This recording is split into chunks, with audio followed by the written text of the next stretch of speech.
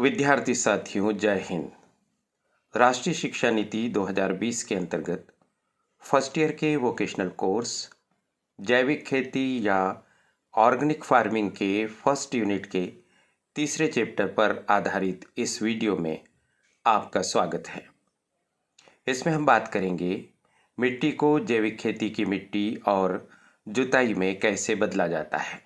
इसी संदर्भ में चर्चा होगी जैविक खेती की मिट्टी का क्या अर्थ होता है, उसकी क्या विशेषताएं होती हैं, जैविक खेती की जुताई किसको कहते हैं और इस जुताई की क्या विशेषताएं होती हैं, मिट्टी को जैविक खेती की मिट्टी में बदलने की क्या प्रक्रिया, क्या चरण होते हैं, कैसे मिट्टी की देखभाल की जाती है और कैसे उसका संरक्षण किया जाता है। इस तरह से महत्वपूर्ण आयामों पर आप इस वीडियो में जानकारी प्राप्त कर सकेंगे।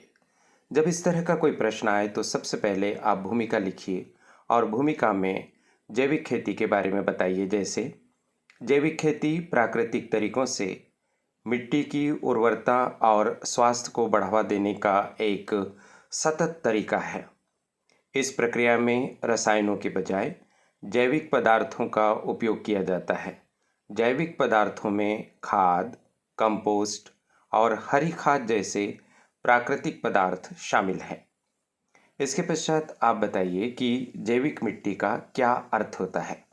आप इस तरह से शीर्षक डाल दीजिए, उसे अंडरलाइन कर दीजिए और फिर आप बताइए कि जैविक खेती में जो मिट्टी होती है वह जीवित प्राणियों का घर होती है।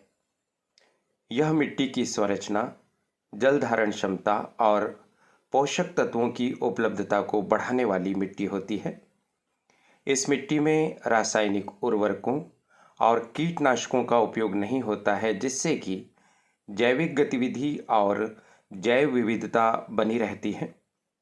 जैविक खेती की मिट्टी स्वास्थ्यकर और उत्पादक होती है। यह मिट्टी कार्बनिक पदार्थों की मात्रा को बढ़ाकर मिट्टी की उर्वरता को बढ़ाती है। इस तरह से आप जैविक खेती की मिट्टी का अर्थ समझा देंगे। आगे बढ़ेंगे तो जैविक खेती की मिट्टी की कुछ विशेषताएं लिखिए। जैसे नंबर 1 पॉइंट डाल दीजिए, 1, 2, 3, 4। पहले पॉइंट में लिखिए कि जैविक खेती की मिट्टी स्वास्थ्यवर्धक होती है और इसमें जैविक पदार्थों की प्रचुरता होती है। दूसरी विशेषता बताइए कि यह मिट्टी के जीवों से भरपूर होती है, जो पोषक तत्वों के चक्रण और मिट्टी की संरचना में सुधार करते हैं।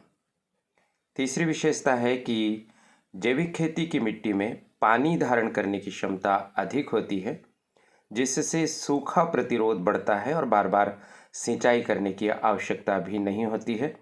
मिट्टी में नमी काफ़ी लंबे समय तक बनी रहती है, जो फसल की बढ़वार के लिए उपयोगी होती है। चौथी विशेषता बताइए कि इसमें रासायनिक उर्वरकों और कीटनाशकों के उपयोग के कारण कोई हानिकारक अवशेष नहीं होते हैं, क्योंकि इसमें इनका उपयोग किया ही नहीं जाता है। तो बच्चों, देख पा रहे हो आप कि कितना सरल है। आप इन विशेषताओं को याद कर लीजिए। अब दूसरा भाग देखिए, जैविक खेती की जुताई का अर्थ। सरल भाषा में जुताई का अर्थ होता है खेत को हलना। आप सभी जानते हैं कि जब हम कोई फसल बोते हैं तो फसल बोने के पहले खेत को तैयार किया जाता है और खेत को हला जाता है। आजकल ट्रैक्टर से, आधुनिक यंत्रों से खेतों को हला जाता है, यानी खेतों की जुताई की जाती है। और परंपरागत तरीके से बैलों की सहायता से और लकड़ी के हल से जो जुताई की जाती है, उसी संदर्भ में यहाँ बात हो रही है। तो जैविक खेती की जुताई का क्या अर्थ होता है कि जैविक खेती में मिट्टी की जुताई एक महत्वपूर्ण प्रक्रिया है। यह प्रक्रिया इसलिए की जाती है क्योंकि इससे मिट्टी की संरचना सुधरती है और मिट्टी के स्वास्थ्य को भी बढ़ाने में सहायता मिलती है। जैविक खेती में जो जुताई होती है वो परंपरागत खेती से थोड़ी अलग होती है। जैसे इसमें मिट्टी को कम से कम उल्टा पलटा जाता है, क्योंकि जैविक खेती की मिट्टी में सूक्ष्म जीव अधिक मात्रा में होते हैं। अगर हम उससे ज़्यादा उल्टेंगे पलटेंगे तो सूक्ष्म जीव को क्षति पहुंचेगी। आगे इसमें बताया भी गया है कि कम से कम उलटना, ताकि मिट्टी में मौजूद जैविक पदार्थ संरक्षित रह सके।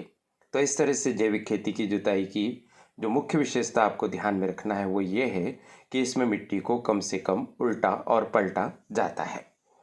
आगे बढ़ते हैं हम। जैविक खेती की जुताई की विशेषताएं।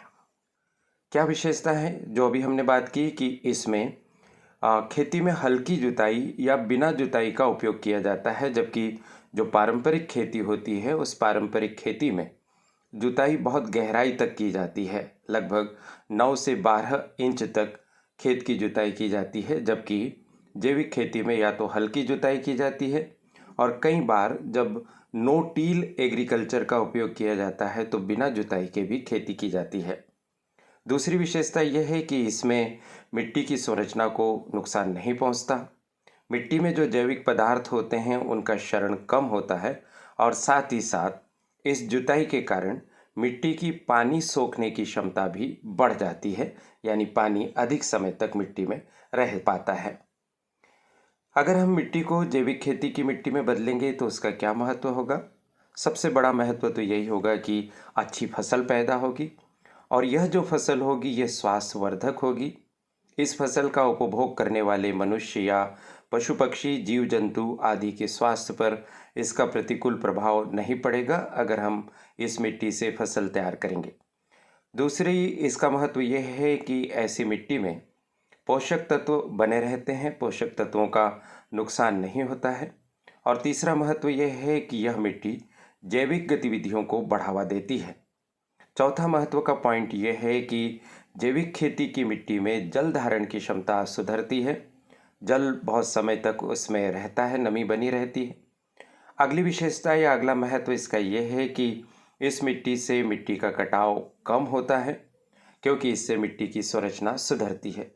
तो आप देख पा रहे हैं कि अगर सिंपल प्रश्न आ जाए अलग से कि जैविक मिट्टी का महत्व बताइए, तो हम 4-5 पॉइंट के आधार पर एक बड़ा उत्तर भी बना सकते हैं। जैविक खेती के लिए मिट्टी को जब हम तैयार करते हैं तो उसके क्या क्या चरण होते हैं। परंपरागत खेती की मिट्टी को जैविक खेती की मिट्टी में अगर हमें बदलना है तो यह एक महत्वपूर्ण गतिविधि है। इसमें सबसे पहले हमें मिट्टी का परीक्षण करवाना होगा। मृदा परीक्षण प्रयोगशाला प्राय प्रत्येक विकासखंड में स्थापित हो गई है। कृषि विज्ञान केंद्रों में भी है, कृषि महाविद्यालयों में भी है।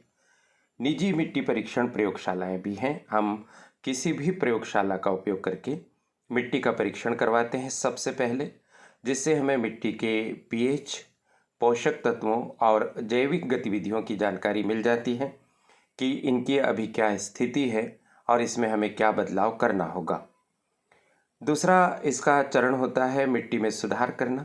परीक्षण के पश्चात जो हमें कमियां पता चली है उसके आधार पर हम मिट्टी में सुधार करते हैं। इसके लिए जैविक खाद, कंपोस्ट, वर्मी कंपोस्ट आदि का उपयोग किया जाता है।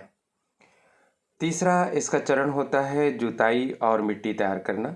मिट्टी को अच्छी तरह से ढीला करते हैं, कम गहरी जुताई इसमें की जाती है और यदि खरपतवार हैं तो खरपतवार को हम हटा देते हैं।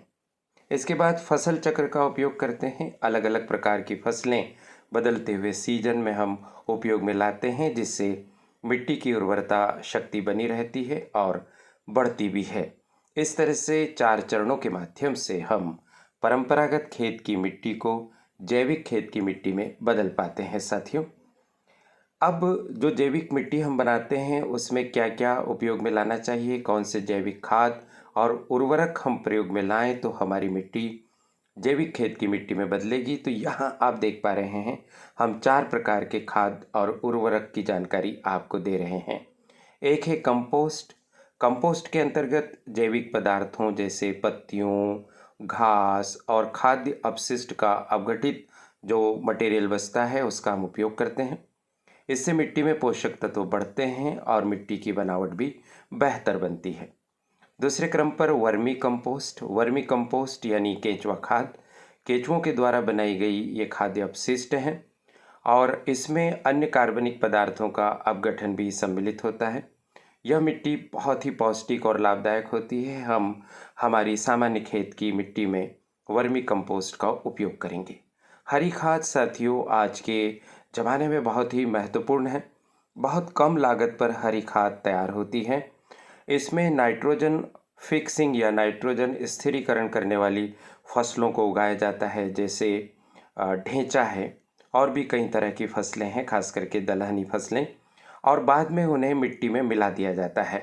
10-15 दिन में यह जो हरी खाद वाली फसलें हैं वह अपघटित हो जाती है और इससे मिट्टी में कार्बनिक पदार्थों की मात्रा बढ़ती है और नाइट्रोजन की उपलब्धता में भी सुधार होता है। खाद्य अपशिष्ट का पुनर्चक्रण किया जाना चाहिए, जिसमें जैविक खेती में खाद्य अपशिष्ट को खाद में बदलने का उपयोग मिट्टी की उर्वरता को बढ़ाने और अपशिष्ट को कम करने के लिए किया जाता है। जितनी भी खाद्य सामग्री बच जाती है, जैसे सब्जियां हैं, उनका ऊपर का छिलका है, डंठल है आदि, जिसका उपयोग हो सकता है, और भी खाद्य सामग्री है वो बच जाती है, तो उसका उपयोग भी हम अपघटन के पश्चात यहाँ पर कर सकते हैं। जैविक खेती की मिट्टी में नमी और संरक्षण की बहुत आवश्यकता होती है साथियों। तो नमी का महत्व अगर हम देखें तो जैविक खेती में मिट्टी की नमी का संतुलन बनाए रखना बेहद ज़रूरी है। हमने अभी पता किया था कि इसकी जल धारण क्षमता बहुत अच्छी होती है, लेकिन आवश्यकता अनुसार समय समय पर जब हम जैविक खेती की मिट्टी में जल की आपूर्ति करेंगे तो नमी इसकी बनी रहेगी और नमी बनी रहने पर पौधों को स्वस्थ विकास के लिए आवश्यक पोषक तत्व मिलते हैं। जैसा कि आपको ज्ञात है कि जैविक मिट्टी में सूक्ष्म जीवाणु होते हैं और उनके अस्तित्व को बनाए रखने के लिए, उनके संवर्धन के लिए और उनकी क्रियाओं के संचालन के लिए मिट्टी में नमी होना आवश्यक है। दूसरा, मिट्टी को संरक्षित भी करने पर ध्यान दिया जाना चाहिए और इसके अंतर्गत मिट्टी की संरचना और जल धारण क्षमता को बढ़ाने का प्रयास किया जाना चाहिए। जैविक खाद का उपयोग अत्यंत ही आवश्यक है, क्योंकि उसके बिना जैविक मिट्टी का कोई भी सवाल नहीं आता है। नमी का प्रबंधन हम करते रहेंगे, जैसी हमारी बात हो गई कि एक बार नमी हमने उसमें दे दी तो नमी का प्रबंधन हम करते रहें और उसके लिए हम मल्चिंग के तरीके का उपयोग कर सकते हैं। मल्चिंग के अंतर्गत हम प्राकृतिक मल्चिंग या फिर हम कृत्रिम मल्चिंग के अंतर्गत प्लास्टिक मल्चिंग का उपयोग कर सकते हैं। इतना ही नहीं, जब एक बार आपने मिट्टी को स्वस्थ बना लिया है, सामान्य मिट्टी को जैविक मिट्टी में बदल दिया है, अब उसके स्वास्थ्य का मूल्यांकन और निगरानी निरंतरता के साथ करते रहना होगा। समय समय पर मिट्टी का नमूना हमें लेना होगा और प्रयोगशाला में जांच के लिए भेजना होगा। प्रयोगशाला में जांच करने के पश्चात जो रिपोर्ट हमें मिलती है और उस रिपोर्ट के अनुसार जो हमें सुझाव दिया जाता है कि किन पोषक तत्वों की कमी हो गई, उसका उपचार करने की आवश्यकता होती है। साथ ही साथ मिट्टी के रंग, बनावट और नमी का निरीक्षण करके भी हम उसके स्वास्थ्य का आकलन कर सकते हैं। इस पद्धति को दृश्य निरीक्षण कहते हैं। समय के साथ निगरानी अगर हम करते रहेंगे तो हमारी जैविक खेत की मिट्टी स्वस्थ और महत्वपूर्ण बनी रहेगी। यदि हम जैविक खेती में मिट्टी की उर्वरता को बढ़ाने के तरीके के प्रश्न का उत्तर लिखना चाहें तो हमारे पास यहाँ 4 पॉइंट हैं, जिनकी हम बात पहले कर चुके हैं। पहला है, जैविक खाद का उपयोग हमें इसमें करना चाहिए, जैसे गोबर की खाद है, केंचुआ खाद है या फिर कंपोस्ट है। फसल चक्र के तरीके को अवश्य ही अपनाना चाहिए। हरी खाद का उपयोग अनिवार्य रूप से किया जाना चाहिए, जिसमें हम हरी खाद के लिए काम में आने वाली कुछ फसलें जैसे धान, सरसों, मटर, ढेंचा, सनई आदि बोते हैं और जब वो तैयार हो जाती है तो उसके बाद उसे हम मिट्टी में मिला देते हैं। 10-15 दिन में वह अपघटित हो जाती है और हरी खाद में परिवर्तित हो जाती है। बहुत ही उपजाऊ होती है और साथ ही साथ इसकी लागत भी बहुत कम होती है। समय समय पर मिट्टी का परीक्षण करना अत्यंत ही आवश्यक है। आइए उपसंहार की बात करें तो हम कहेंगे कि मिट्टी का स्वास्थ्य जैविक खेती का आधार है। मिट्टी के स्वास्थ्य को बेहतर बनाने के लिए हमें जैविक खेती के सिद्धांतों का पालन करना चाहिए। यह प्रक्रिया साथियों बहुत धीमी होती है और लगातार प्रयासों वाली होती है, लेकिन एक बार हम सामान्य खेत की मिट्टी को जैविक खेत की मिट्टी में बदल दें और उस पर निरंतर नज़र रखें, मूल्यांकन करते रहें और उसका ध्यान रखते रहें तो हमारी बेशकीमती मिट्टी तैयार हो जाएगी और हम जैविक प्रणाली के आधार पर उत्पादन करने में समर्थ हो सकेंगे। इस वीडियो में इतना ही। जैविक खेती का संपूर्ण कोर्स करवाने का संकल्प इस चैनल का है। चैनल की संचालिका प्रीति गुलवानिया जिज्जी को साधुवाद और धन्यवाद कि मुझे महत्वपूर्ण बात मेरे प्रिय विद्यार्थियों तक पहुंचाने के लिए प्लेटफॉर्म उपलब्ध करवाया है। उनकी परिश्रमी टीम के प्रति भी आभार। आप सभी को शुभकामनाएं। नमस्कार।